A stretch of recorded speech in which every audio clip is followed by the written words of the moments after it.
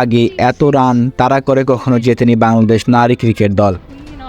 146 রানের চ্যালেঞ্জিং টার্গেটে ব্যাট করতে নেমে ব্যাটিং ভরাডুবিতে 20 ওভারে 8 উইকেট হারিয়ে সংগ্রহ 101 রান।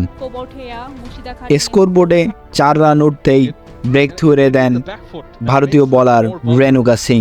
8 বলে 6 রান করে রেণুকার বলে ক্লিন বোল্ড হয়ে মাঠ ছাড়েন ওয়ান ডাউনে নামা সুবহানা মোস্তারি। পাওয়ার প্লেতে 30 রানে 3 উইকেট হারিয়ে ম্যাচ থেকে ছিটকে চলে যায় বাংলাদেশ নারী দল। ক্যাপ্টেন নিগার জুথি স্বর্ণাকে সঙ্গী করে যতটা সময় পেয়েছেন রানে হারের ব্যবধানটা কমার চেষ্টা করে গেছেন।